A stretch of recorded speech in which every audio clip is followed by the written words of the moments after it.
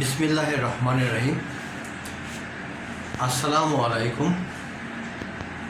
পল্লবী মহিলা degree college আয়োজিত online ক্লাসে সকল ছাত্রীদেরকে স্বাগত। আমি মোহাম্মদ সাফায়েত হাসান, প্রভাষক, ফিনান্স, ব্যাংকিং ও বিমা। আজ আমি তোমাদের ফিনান্স, ব্যাংকিং, বিমার দ্বিতীয় পত্রের বিমা সম্পর্কে মৌলিক ধারণা অর্থাৎ 10ম অধ্যায় সম্পর্কে আলোচনা করব। আমি সর্বপ্রথম ধন্যবাদ জানাচ্ছি মহান আল্লাহ তাআলাকে, যিনি এই করোনা মহামারীর সময় আমাদের সুস্থ সবল রেখেছেন। আমি আরও ধন্যবাদ জানাচ্ছি আমাদের অধ্যক্ষ, উপাধ্যক্ষ, অনলাইন ক্লাসের সাথে সংযুক্ত সকল শিক্ষক মণ্ডলী ও ছাত্রছাত্রী সবাইকে আমার শুভেচ্ছা ও সালাম জানিয়ে আমি আজকের মতো আমার ক্লাস শুরু করছি। তো আজকে প্রথমে দেখব 10ম অধ্যায় বিমা সম্পর্কে মৌলিক ধারণা। এই বিষয় নিয়ে আজকে আমি তোমাদের ক্লাস নেব। আগে আমরা দেখি এই অধ্যায় থেকে আমরা কোন কোন বিষয় নিয়ে আজকে আলোচনা করব। আজকে আমরা এই অধ্যায় থেকে বিমা কাকে বলে সেটা জানব, বিমার গুরুত্বটা জানব এবং বিমা চুক্তির বৈশিষ্ট্য সম্পর্কে কিছু জানব। তাহলে আমরা প্রথমেই জানব বিমা কাকে বলে এবং বিমার গুরুত্ব নিয়ে আজকের এই ক্লাসে শুরু করছি। তো সবাইকে নববর্ষের শুভেচ্ছা জানিয়ে আমি আজকের ক্লাস শুরু করছি। প্রথমে আমরা জানি বিমা কাকে বলে। তো বিমা কাকে বলে সেটা জানার আগে বিমা সম্পর্কে তোমরা কিছু ধারণা প্রয়োজন, কারণ এই অধ্যায়টা তোমাদের সম্পূর্ণ নতুন। তোমাদের 9-10-এর এই বিমা সম্পর্কে কোনো ধারণা ছিল না। বিমা বলতে আমরা সাধারণত যা বুঝি তা হলো ব্যবসায়ের ঝুঁকি প্রতিবন্ধকতা দূর করার জন্য এই বিমা ব্যবহৃত হয়। তো বিমার শ্রেণীবিভাগ আমরা পরবর্তী ক্লাসে আলোচনা করব। তো প্রথমে আমরা জানি বিমার সংজ্ঞা। দেখো, প্রথমে আসে বিমা। বিমা কি? মানুষের জীবন ও সম্পত্তিকে ঘিরে যে বিপদ বা ঝুঁকি বিদ্যমান তার বিরুদ্ধে আর্থিক প্রতিরক্ষা ব্যবস্থাই হলো বিমা। অর্থাৎ মানুষের জীবন ও সম্পত্তিকে ঘিরে যে ঝুঁকি বিদ্যমান তার বিরুদ্ধে আর্থিক প্রতিরক্ষামূলক ব্যবস্থাই হলো বিমা। তার মানে বিমা সংজ্ঞা সম্পর্কে জানতে হলে আমাদেরকে প্রথমে জানতে হবে যে মানুষের জীবন প্লাস মানুষের যে সম্পত্তি, এই সম্পত্তির ভিতরে যে ঝুঁকিগুলা বিদ্যমান, এই ঝুঁকির বিপরীতে আর্থিক প্রতিরক্ষামূলক ব্যবস্থাই হলো বিমা। আমরা তাহলে বিমার সংজ্ঞাটা জানলাম। এই 10ম অধ্যায় ঢাকা বোর্ডে তোমাদের কোশ্চেনের ব্যাপারে খুবই গুরুত্বপূর্ণ। প্রত্যেক বছর এখান থেকে একটা কোশ্চেন থাকবেই। তাই পূর্ণাঙ্গ 10 মার্কের কোশ্চেন তোমরা যদি অ্যান্সার করতে চাও তাহলে এখান থেকে তোমাদের অবশ্যই পড়াশোনা করতে হবে এই অধ্যায়টা ভালো মতো।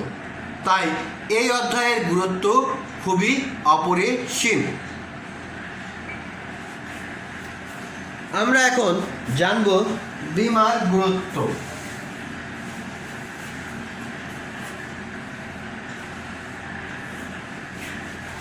বিমার গুরুত্বকে আমরা 4 ভাগে ভাগ করতে পারি। 1. ব্যক্তি জীবনে বীমার গুরুত্ব। ক নাম্বার। খ ব্যবসায় সম্প্রসারণে বীমার গুরুত্ব। অর্থনৈতিক গুরুত্ব। গ নাম্বার অর্থনৈতিক গুরুত্ব। ঘ নাম্বার সামাজিক গুরুত্ব। তাহলে আমি এক একটা গুরুত্ব এখন আলোচনা করব। প্রথমে আমরা আলোচনা করব ব্যক্তি জীবনে বীমার গুরুত্ব।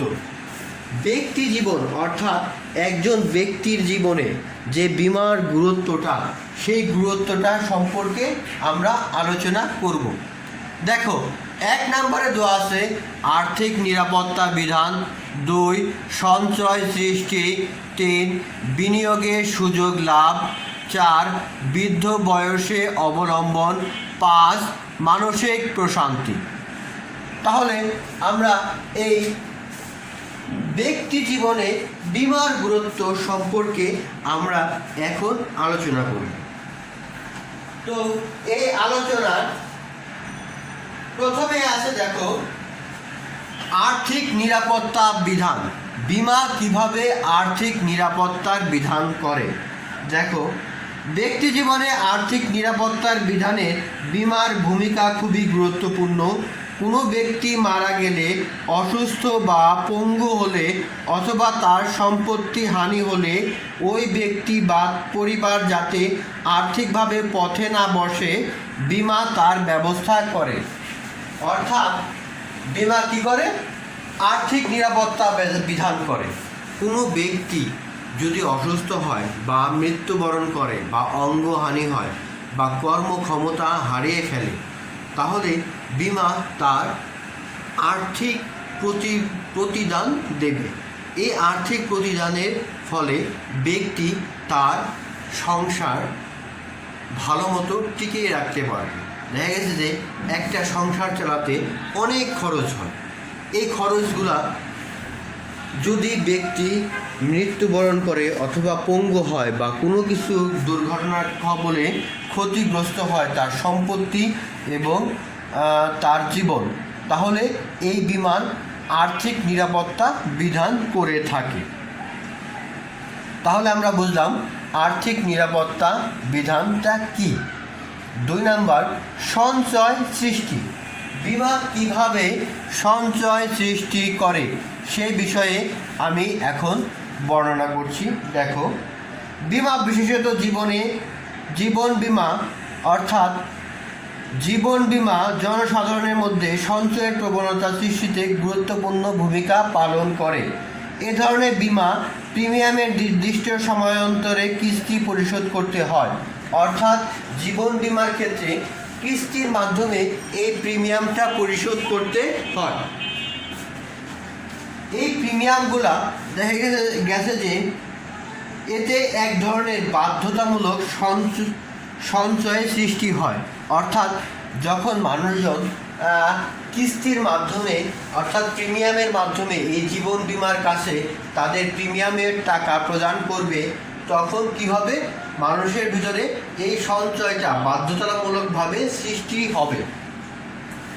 ফলে মানুষ সঞ্চয়ের প্রতি উদ্বুদ্ধ হবে।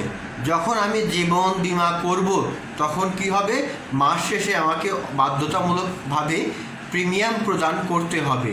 যখন আমি প্রিমিয়াম প্রদান করব অর্থাৎ টাকা প্রদান বা কিস্তি প্রদান করব, এই কিস্তি প্রদানের ক্ষেত্রে কি হবে? আমার এই কিস্তি দিতেই হবে। এতে আমার বাধ্যতামূলক সঞ্চয় সৃষ্টি হবে।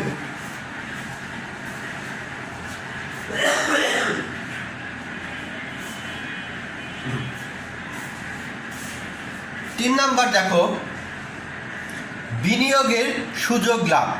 এই বীমা কিভাবে বিনিয়োগের সুযোগ লাভ করা যায় তোমরা একটু দেখো। বীমা বিশেষত মেয়াদী জীবন বীমার ফলে সঞ্চয় সৃষ্টি ও পুঁজি গঠনের পাশাপাশি বীমাকৃত ব্যক্তির বিনিয়োগের সুবিধা লাভ করে। বীমা পলিসির বিপক্ষে ঋণ সুবিধা ও মেয়াদ পূর্তিতে একত্রে অনেক টাকা পাওয়া যায়, এরূপ বিনিয়োগের সুবিধা লাভ করে। অর্থাৎ এই জীবন বীমা দুই প্রকার, এক মেয়াদি এবং আজীবন বীমা। এই বীমা পলিসির বিপরীতে আমি আমার ঋণ গ্রহণ করতে পারবো, ফলে এখানে একটা বিনিয়োগের অপার সম্ভাবনা সৃষ্টি হয়। তারপর দেখো 4 নাম্বার, বৃদ্ধ বয়সে অবলম্বন। অর্থাৎ বৃদ্ধ বয়সে অবলম্বন, মানুষ প্রাকৃতিক নিয়মে অর্থাৎ আল্লাহ তাআলা যে বয়সটা নির্ধারণ করে দিয়েছে তা আমরা স্বভাবতই একসময় বৃদ্ধ হব। তাহলে কিভাবে বৃদ্ধ বয়সের অবলম্বনটা একটু দেখো। জীবন বীমা মানুষের বৃদ্ধ বয়সের একটি গুরুত্বপূর্ণ অবলম্বন হিসাবে কাজ করে। এটা কিভাবে কাজ করে একটু দেখো। মানুষ একসময় কর্মক্ষমতা হারায়, মেয়াদি জীবন বীমা ও বীমাপত্র ইত্যাদি ব্যবস্থায় তাকে বৃদ্ধ বয়সে আর্থিক নিরাপত্তা প্রদান করে। অর্থাৎ সেটা কিস্তির মাধ্যমে অথবা এককালীন যে টাকাটা পাবে সে টাকার বিনিময়ে সে বৃদ্ধ বয়সে অবলম্বন হিসাবে এটা রাখবে। তখন দেখা গেছে যে এই বৃদ্ধ বয়সে তার টাকার প্রয়োজন পড়লে সে কার কাছে টাকাটা চাবে? অনেক সময় তার ছেলেমেয়েরা নাও দিতে পারে। তখন কি হবে? এই বিমার টাকা সে পেলে এই বৃদ্ধ বয়সে নিঃসন্দেহে ভালো মতো সে কাটিয়ে দিতে পারবে। লাস্ট পয়েন্ট, মানসিক প্রশান্তি। বিমা কিভাবে মানসিক প্রশান্তি সৃষ্টি করে একটু লক্ষ্য রাখো। বিমা ব্যক্তি জীবনে মানসিক প্রশান্তির সৃষ্টি করে। মানুষের বিপদের মুহূর্তে অনেকে আহাজারি করলেও বিমা প্রতিষ্ঠানিক কার্যকরত আর্থিক সহায়তা প্রদান করে। অর্থাৎ একজন মৃত্যু পথযাত্রী মানুষেরও তার ফ্যামিলির কথা চিন্তা হয়।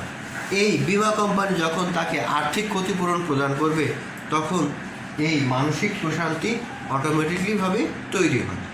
তাহলে তোমরা বুঝলা বিমার গুরুত্ব, ব্যক্তি জীবনে বিমার গুরুত্ব।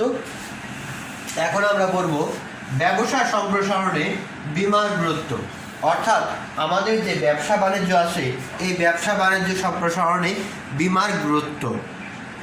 1 নাম্বার দেখো, ঝুঁকিগত প্রতিবন্ধকতা হ্রাস। 2, বিনিয়োগে উৎসাহ সৃষ্টি। 3, বৈদেশিক ব্যবসায় উন্নয়ন। 4, কর্মীদের প্রণোদনা সৃষ্টি। ঝুঁকিগত প্রতিবন্ধকতা সৃষ্টি এটা খুবই গুরুত্বপূর্ণ একটা বিষয়। দেখো তোমরা,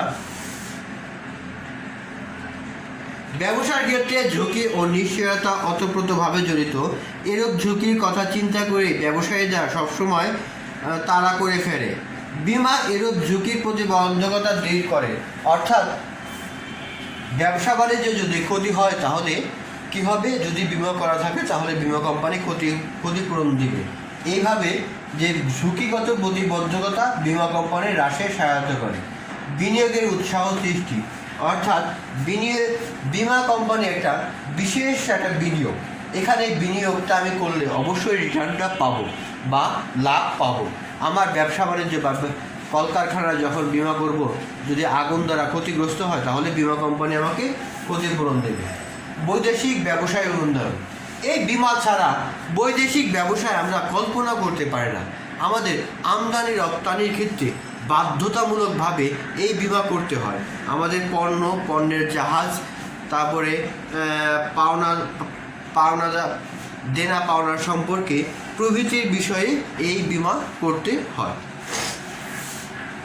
কর্মীদের প্রণোদনা সৃষ্টি।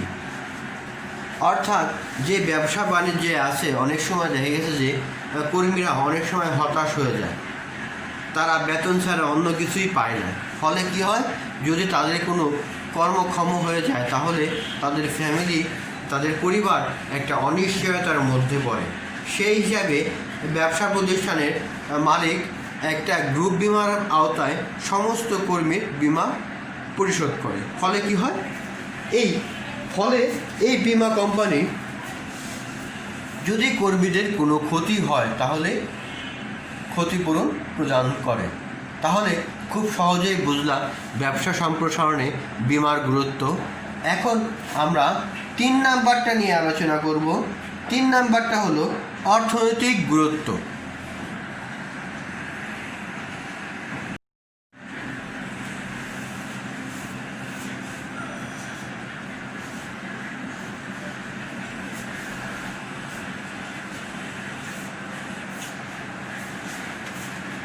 সুপ্রিয় ছাত্রী, এখন আমরা জানব বীমার অর্থনৈতিক গুরুত্ব।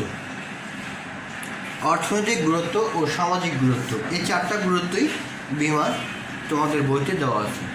তো আমরা অর্থনৈতিক গুরুত্ব সম্পর্কে একটু দেখি। দেখো, অর্থনৈতিক গুরুত্বের প্রথমে আছে সঞ্চয় বৃদ্ধি, 2 মূলধন গঠন ও বিনিয়োগ, 3 কর্মসংস্থানের সুযোগ সৃষ্টি, 4 সরকারের রাজস্ব বৃদ্ধি, 5 অদৃশ্য রপ্তানি আয়। এবং সামাজিক গুরুত্বের ভিতরে আছে সামাজিক স্বস্তি প্রতিষ্ঠা, নাগরিক সচেতনতা বৃদ্ধি, বেকার সমস্যার সমাধান। তো প্রথমে আমরা এই অর্থনৈতিক গুরুত্ব সম্পর্কে আলোচনা করব। অর্থনৈতিক গুরুত্বের প্রথমে আছে সঞ্চয় বৃদ্ধি। বীমা মানুষের মাঝে সঞ্চয় বৃদ্ধিতে ব্যাপক আকারে ভূমিকা পালন করে। এই সঞ্চয়ের মাধ্যমেই মানুষ তার ভবিষ্যতের সঞ্চয় সংরক্ষণ করে। দেখো একটি দেশের জাতীয় উন্নয়নে জনগণের সঞ্চয়ের প্রবণতা ও জাতীয় সঞ্চয় খুবই গুরুত্বপূর্ণ। জীবন বীমা মানুষকে বীমা পলিসি খুলতে উৎসাহিত করে, তাদের মাঝে সঞ্চয়ের আগ্রহ ও প্রবণতা সৃষ্টি করে। এতে দেশের সামগ্রিক সঞ্চয়ের পরিমাণ বৃদ্ধি পায়। অর্থাৎ দেশের মানুষের সঞ্চয় বৃদ্ধিতে এই বীমা খুবই গুরুত্বপূর্ণ ভূমিকা রাখে। মানুষ সঞ্চয় সংগ্রহিত বা সঞ্চয়ের উৎসাহিত হলে দেশের আর্থিক অবস্থা দিন দিন উন্নতির দিকে ধাবিত হয়। তাই সঞ্চয় বৃদ্ধিটা খুবই গুরুত্বপূর্ণ। মূলধন গঠন ও বিনিয়োগ। বীমা কোম্পানি তাদের হিউজ পরিমাণ পলিসি যখন সংগ্রহ করে তখন এই মূলধন গঠনে ব্যাপক পরিমাণ ভূমিকা রাখে। এই মূলধন যৌথ মূলধনী কোম্পানিতে বা দীর্ঘস্থায়ীতে বিনিয়োগ করে, ফলে বীমা কোম্পানি মূলধন গঠন ও বিনিয়োগে ব্যাপক ভূমিকা রাখে। অর্থাৎ দেশের শিল্পায়নে দীর্ঘমেয়াদী ঋণ খুবই গুরুত্বপূর্ণ। এজন্য যে তহবিলের প্রয়োজন, বীমা তা গঠনের উল্লেখযোগ্য ভূমিকা রাখে। সাধারণত বীমা দাবির উদ্ভব না হলে প্রাপ্ত প্রিমিয়ামের মূলধনে যুক্ত হয়। জীবনে বীমার ক্ষেত্রে প্রাপ্ত প্রিমিয়াম বড় ধরনের মূলধন গঠন করে, যা দেশের সার্বিক বিনিয়োগ বৃদ্ধি করে। অর্থাৎ দেখো, মূলধন গঠন কী করে, যে আমার ক্ষতি হলে বীমা কোম্পানি আমাকে ক্ষতিপূরণ দিবে। যদি আমার ক্ষতি না হয় তাহলে পুরো প্রিমিয়ামটাই বীমা কোম্পানির লাভ হিসেবে গণ্য হবে। এরকম সারা দেশ থেকে মানুষের কাছ থেকে এই প্রিমিয়ামটা যখন সংগ্রহ করবে তাহলে তারা কি হবে, মানুষের ক্ষতি হয় না, তারা ক্ষতিপূরণ দেবে না। তাহলে কি হবে, এই টাকাটা তাদের লাভ হিসেবে গণ্য হবে। তাহলে কি হচ্ছে, এই টাকাটা এরা মূলধন গঠনে সহায়তা করে এবং এই মূলধন পরবর্তীতে বিভিন্ন যৌথ মূলধনী কোম্পানি বা ব্যবসায়ীতে এরা বিনিয়োগ করে। তাহলে মূলধন গঠন ও বিনিয়োগ সম্পর্কে তোমরা বিস্তারিত ভালো বুঝতে পারলা। তারপর দেখো কর্মসংস্থানের সুযোগ সৃষ্টি। কর্মসংস্থানের সুযোগ সৃষ্টি একটি খুবই গুরুত্বপূর্ণ বিষয়, কারণ দেশের বেকার সংখ্যা দিন দিন বেড়েই চলছে। বীমা ব্যবসায় প্রত্যক্ষ ও পরোক্ষভাবে দেশের কর্মসংস্থান সৃষ্টিতে গুরুত্বপূর্ণ ভূমিকা রাখে। বীমা প্রতিষ্ঠানগুলোতে মাঠ পর্যায়ের কর্মী থেকে শুরু করে ঊর্ধ্বতন কর্মকর্তা পর্যন্ত অনেকেই লোক কাজ করে। এছাড়া বীমা প্রতিষ্ঠানে বিনিয়োগে গড়ে ওঠা ব্যবসা প্রতিষ্ঠানে অনেক লোকের কর্মসংস্থান সৃষ্টি হয়। অর্থাৎ বীমা কোম্পানি তাদের কর্মকাণ্ড পরিচালনা করতে গেলে একদম মাঠ কর্মী থেকে শুরু করে উচ্চ লেভেল পর্যন্ত ব্যাপক কর্মীর সংস্থান হয়। অর্থাৎ আবার বীমা প্রতিষ্ঠান যে সকল ব্যবসা প্রতিষ্ঠানকে সহায়তা করে সেখানেও ব্যাপক কর্মসংস্থানের সৃষ্টি হয়। অর্থাৎ বীমা প্রত্যক্ষ এবং পরোক্ষভাবে এই কর্মসংস্থানের সুযোগ সৃষ্টিতে ব্যাপকভাবে ভূমিকা পালন করে।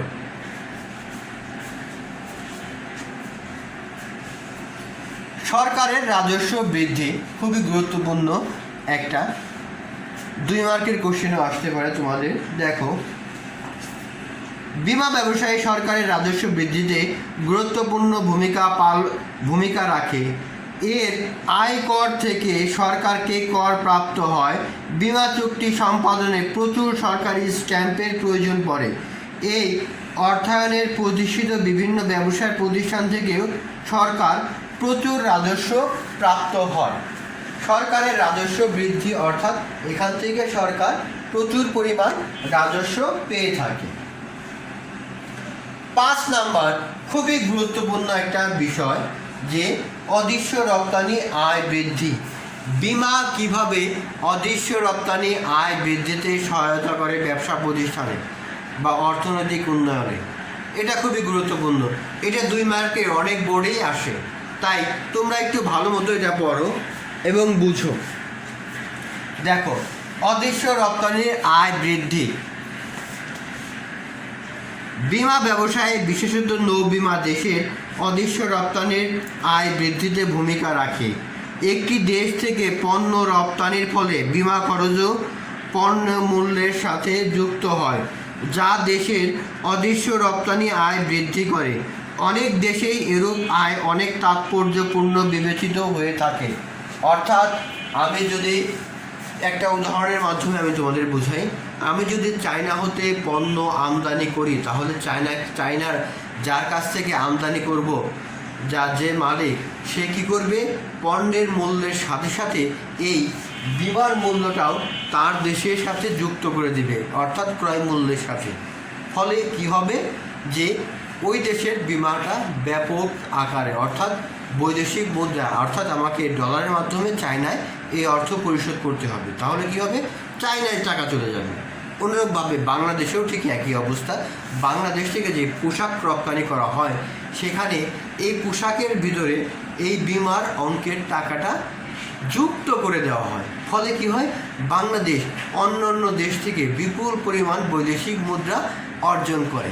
এটা কি হয়, ফলে অদৃশ্যমান রপ্তানিতে আয় বৃদ্ধি করে। অর্থাৎ দৃশ্যমান রপ্তানির পিছিয়ে পিছিয়ে এটা হলো অদৃশ্যমান, অর্থাৎ এটা তো দেখা যাচ্ছে না। তাই এই অদৃশ্যমান রপ্তানির আয় বৃদ্ধিতে বীমা ব্যাপক ভূমিকা পালন করে। এখন ঘ নাম্বারটা দেখো, সামাজিক গুরুত্ব। খুবই গুরুত্বপূর্ণ একটা বিষয়। সামাজিক গুরুত্বের ভিতরে আছে সামাজিক স্বস্তি প্রতিষ্ঠা, নাগরিক সচেতনতা বৃদ্ধি, বেকার সমস্যার সমাধান। অর্থাৎ এই 3টা পয়েন্ট খুবই গুরুত্বপূর্ণ একটা পয়েন্ট। দেখো, সামাজিক স্বস্তি প্রতিষ্ঠা খুবই গুরুত্বপূর্ণ একটা বিষয়। বীমা মানুষের জীবন ও সম্পত্তিকে ঝুঁকির বিপক্ষে আর্থিক নিরাপত্তা নিশ্চয়তা দেয়। বীমাকৃত জীবন ও সম্পত্তি যে কোনো দুর্ঘটনা বীমার পাশে এসে দাঁড়ায়, ফলে সমাজে সর্বত্র স্বস্তি ও নিরাপত্তা প্রতিষ্ঠিত হয়। অর্থাৎ কি হয়, যদি আমার ব্যক্তি জীবন অথবা সামাজিক জীবনে যদি কখনো বীমা করা হয়, তাহলে কি হবে, আমার ব্যক্তি জীবন অথবা সামাজিক জীবন ক্ষতিগ্রস্ত হলে বীমা কোম্পানি আমাকে ক্ষতিপূরণ প্রদান করবে। এতে কি হচ্ছে, আমার এতে সামাজিক নিরাপত্তাটা ব্যাপক হারে বা স্বস্তিটা প্রতিষ্ঠিত হচ্ছে। নাগরিক সচেতনতা বৃদ্ধি।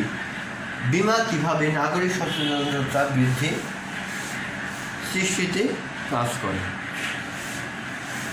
আমরা ব্যক্তি জীবনে অনেক দুর্ঘটনা সম্পর্কে অবহিত নয়, বা এই দুর্ঘটনার পরবর্তীতে আমাদের পারিবারিক বা সামাজিক অবস্থান কি হবে তাও আমরা জানি না। বীমা কোম্পানি বিভিন্ন আলোচনা সভা, সেমিনার, তারপরে বিজ্ঞাপনের মাধ্যমে এই নাগরিক সচেতনতা বৃদ্ধিতে সহায়তা করে। অর্থাৎ বিপদ আপদ মানুষকে ছায়ার মতো ঘিরে থাকলেও মানুষের সুদিনে তা বুঝে না। বীমা কোম্পানি সে অবস্থায় জানমালের সমূহ বিপদ সম্পর্কে মানুষকে অবহিত করে, সাবধান ও সচেতন করে। এর ফলে গণসচেতনতায় সমাজের উন্নয়ন ভূমিকা পালন করে। 3 নাম্বার, বেকার সমস্যার সমাধান। বেকার সমস্যা প্রত্যেকটা দেশের একটা গুরুত্বপূর্ণ সমস্যা। এই বেকার সমস্যার সমাধানে এই বীমা কোম্পানি ব্যাপক হারে বা ব্যাপকভাবে ভূমিকা পালন করে থাকে। অর্থাৎ দেশের সমাজে বেকারের সংখ্যা বেশি, সেখানে নৈরাজ্য, হতাশা, সন্ত্রাস ও বিভিন্ন অপকর্ম স্বাভাবিকভাবেই বেড়ে যায়। বীমা ব্যবসায় প্রত্যক্ষ ও পরোক্ষভাবে প্রচুর লোকের কর্মসংস্থানের ব্যবস্থা করে। এতে সামাজিক সমস্যার ব্যাপক সমাধান লক্ষ্য করা যায়। অর্থাৎ এই বীমা ব্যবসা পরিচালনা করার জন্য মাঠ পর্যায় থেকে উচ্চ লেভেলের ব্যাপক কর্মীর প্রয়োজন হয়। মানুষ যখন কর্মক্ষমতা হবে তখন এই সন্ত্রাস, চাঁদাবাজি, দুর্নীতি এগুলা ক্রমই হ্রাস পেয়ে থাকে। তাহলে বীমার গুরুত্বটা তোমরা নিশ্চয়ই ভালো মতো বুঝতে পেরেছ। আমরা শিখলাম বীমা কি, বীমার গুরুত্ব। এরপরে আমরা এখন শিখব বীমা চুক্তির বৈশিষ্ট্য।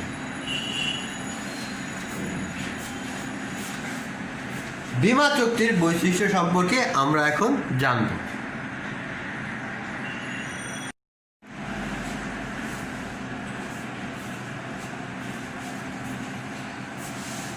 প্রিয় শিক্ষার্থী, এখন আমরা জানব বীমা চুক্তির বৈশিষ্ট্য। এই বীমা চুক্তির বৈশিষ্ট্য সম্পর্কে জানব। প্রথমে বীমা চুক্তির বৈশিষ্ট্য সম্পর্কে জানতে হলে আমাদেরকে জানতে হবে বীমা চুক্তি কাকে বলে। অর্থাৎ বীমা চুক্তি বীমাকারী এবং বীমা গ্রহীতার ভিতরে যে চুক্তি সম্পাদন হয়, অর্থাৎ প্রিমিয়ামের মাধ্যমে। আমি যদি বীমা কোম্পানির কাছে যাই এবং নির্দিষ্ট পরিমাণে প্রিমিয়াম প্রদানের মাধ্যমে যে চুক্তি সম্পাদন করব তাই মূলত বীমা চুক্তি। এই বীমা চুক্তি খুবই গুরুত্বপূর্ণ একটা বিষয়। বীমা চুক্তি অবশ্যই লিখিত হতে হবে, কারণ চুক্তি সাধারণত কী হয় একটু দেখো, মৌখিক, লিখিত এবং নিবন্ধিত হতে হয়, কিন্তু বীমা চুক্তি অবশ্যই লিখিত হতে হবে। তো বীমা চুক্তি সংজ্ঞাটা আমরা এখন একটু জানি। দেখো, বীমা চুক্তি কি, এরকম কোশ্চেনে আসে বা প্রশ্ন তোমাদের পরীক্ষায় আসে, তোমরা অবশ্যই এটা সুন্দরভাবে লিখবা এক লাইনে। প্রিমিয়ামের বিনিময়ে অন্যের ঝুঁকি নিজের কাঁধে নেওয়ার জন্য বীমাকারী ও বীমা গ্রহীতার মধ্যে যে চুক্তি সম্পাদিত হয় তাকে বীমা চুক্তি বলে। অর্থাৎ নির্দিষ্ট প্রিমিয়ামের মাধ্যমে বীমাকারী এবং বীমা গ্রহীতার ভিতরে যে চুক্তি সম্পাদিত হবে তাকেই বীমা চুক্তি বলে। তো বীমা চুক্তি খুবই গুরুত্বপূর্ণ একটা বিষয়। এই চুক্তির বৈশিষ্ট্যগুলো তোমরা একটু লক্ষ্য রাখো। বৈধ চুক্তি, লিখিত চুক্তি, আর্থিক নিরাপত্তা ব্যবস্থা, প্রিমিয়াম, বীমাযোগ্য স্বার্থ, সদিশ্বাসের সম্পর্ক, নির্দিষ্টতার প্রতি গুরুত্ব আরোপ, ঝুঁকি বন্টনের উদ্দেশ্য, মানব কল্যাণ সংশ্লিষ্ট। তো আমরা এখন এই পয়েন্টগুলো সম্পর্কে জানি এবং বোঝার চেষ্টা করব। 1 নম্বরে দেখো, বৈধ চুক্তি।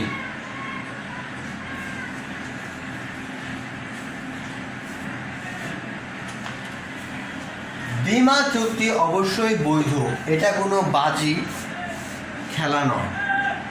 অর্থাৎ নির্দিষ্ট প্রিমিয়ামের বিনিময়ে বীমাকারী এবং বীমা গ্রহীতার ভিতরে বৈধ চুক্তি সম্পাদিত হবে। 2010 সালের বীমা আইন দ্বারা এই চুক্তি সম্পাদন হয়। এই 2010 সালের আইন দ্বারাই সাধারণত এই বিমাটা নিয়ন্ত্রিত হয়। এর এক পক্ষ থাকে বিমা প্রতিষ্ঠান, অন্য পক্ষ থাকে বিমা গৃহীতা। এক পক্ষর প্রস্তাব অপর পক্ষর স্বীকৃতির মধ্য দিয়ে এরূপ চুক্তি সম্পাদিত হয়। বৈধ চুক্তির সকল উপাদান বা গুণ এতে থাকা আবশ্যক। অর্থাৎ যে সকল চুক্তি বৈধ বা আইনের আওতায় আছে তার সমস্ত গুণাবলী এর ভিতরে থাকবে। এর এক পক্ষে থাকবে বিমা কোম্পানি, অন্য পক্ষে থাকবে বিমা গৃহীতা। তাহলে বৈধ চুক্তিটা বুঝতে পেরেছ। 3 নাম্বার, লিখিত চুক্তি। বিমা চুক্তি কেন লিখিত হবে একটু দেখো। কোনো সাধারণ চুক্তি মৌখিক, লিখিত ও নিবন্ধিত হতে পারে বলে বিধানে উল্লেখ থাকলে, কিন্তু বিমা চুক্তিতে অবশ্যই লিখিত হতে হবে। বিমা গৃহীতা ও বিমাকারী উভয়ের স্বাক্ষরে এরূপ চুক্তি সম্পাদন হয়ে থাকে।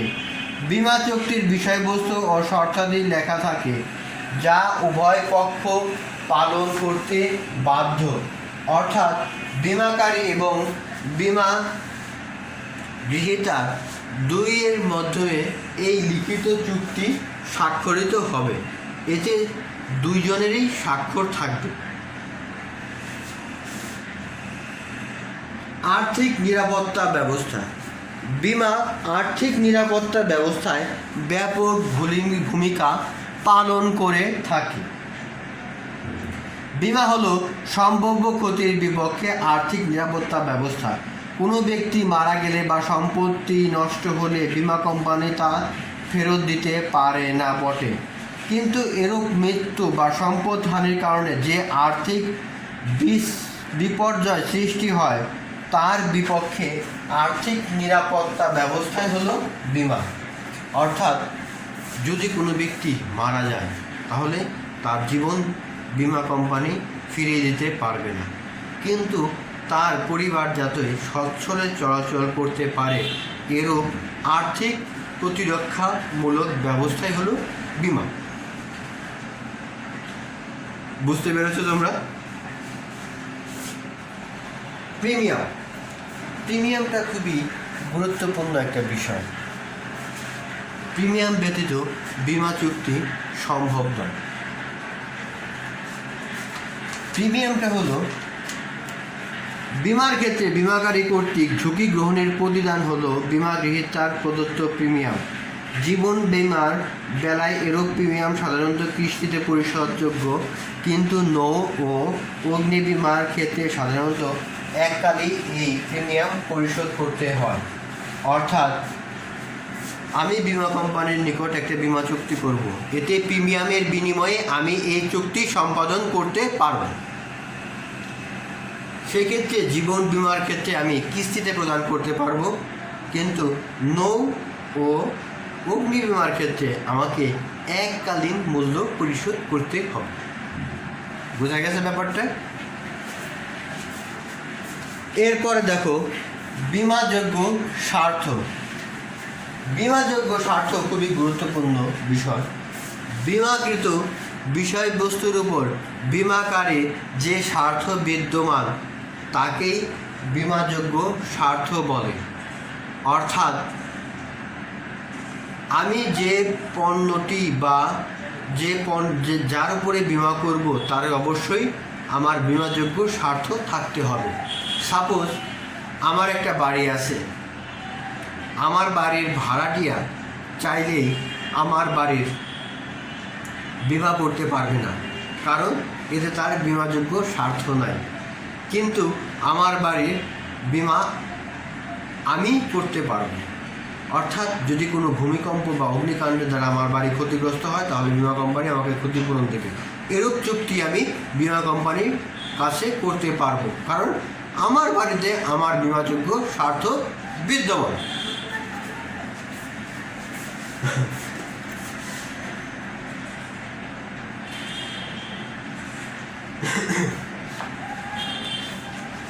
সদিশ্বাসের সম্পর্ক, অর্থাৎ বিমা এই ক্ষেত্রে বিমাকারী এবং বিমা গ্রহীতার ভিতরে একদম নিবিড় সম্পর্ক বিদ্যমান থাকবে। সদিশ্বাসের সম্পর্ক অর্থাৎ একজন আরেকজনকে তার সম্বন্ধীয় ঘটনা বলে স্বেচ্ছায় সে একে অন্যকে বর্ণনা করবে।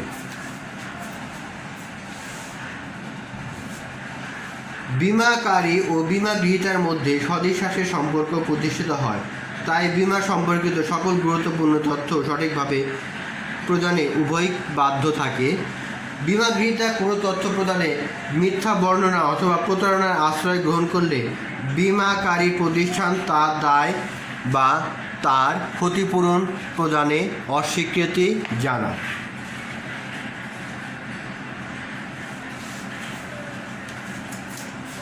নির্দিষ্টতার প্রতি গুরুত্ব আরোপ। নির্দিষ্টতার প্রতি গুরুত্ব আরোপ বলতে বোঝাচ্ছে যে ঘটনা বা যে কারণে এই বিমা চুক্তিতে উল্লেখ থাকবে শুধুমাত্র ওই সমস্ত কারণ দ্বারা ক্ষতিগ্রস্ত হলে বিমা কোম্পানি ক্ষতিপূরণ দেবে। যদি এই লিখিত চুক্তির বাইরে অন্যান্য ক্ষতি থাকে তাহলে বিমা কোম্পানি ক্ষতিপূরণ প্রদান করবে না। ঝুঁকি বন্টনের উদ্দেশ্য। ঝুঁকি বন্টনের উদ্দেশ্য অর্থাৎ বিমার প্রধান উদ্দেশ্যই থাকে ঝুঁকি বন্টনের যৌথ ব্যবস্থা।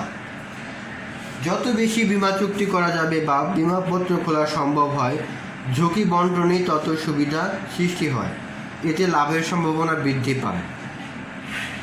অর্থাৎ বিমাকে ঝুঁকি বন্টনের যৌথ ব্যবস্থা বলে উল্লেখ করেছেন বিভিন্ন বিমা বিশারদগণ। ঝুঁকির সম্মুখীন ব্যক্তিবর্গের মধ্যে ঝুঁকি বন্টনের উদ্দেশ্যে নিয়েই মূলত এরূপ চুক্তির সৃষ্টি হয়েছিল। 9 নম্বর দেখো, মানব কল্যাণ সংশ্লিষ্টতা, অর্থাৎ বিমা কিভাবে মানব কল্যাণ সংগঠিত করে থাকে। সকল চুক্তিতে পারস্পরিক স্বার্থের বিষয় জড়িত থাকলেও বিমা চুক্তিতে মানব কল্যাণের বিষয়টি প্রাধান্য লক্ষ্য করা যায়। মানব জীবন, সম্পত্তির সম্ভাব্য বিপদ ও ঝুঁকি বিপরীতে বিমা চুক্তির আর্থিক প্রতিরক্ষা ব্যবস্থা করে বিধায় এরূপ চুক্তিকে সবাই পরোক্ষভাবে মানব কল্যাণে সংশ্লিষ্ট বলে বিবেচনা করে থাকে।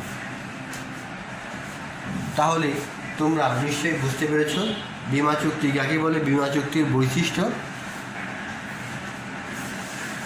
তো আজকের এই 10ম অধ্যায় বিমার সম্পর্কে মৌলিক ধারণা, তোমরা বিমা কাকে বলে এবং বিমার গুরুত্ব সম্পর্কে তোমরা জেনেছ। 2, বিমা চুক্তি কাকে বলে, বিমা চুক্তির বৈশিষ্ট্য সম্পর্কে তোমরা জানবে। পরবর্তী ক্লাসে আমি এই অধ্যায়ের অন্য কোনো বিষয় নিয়ে হাজির হব। তো প্রিয়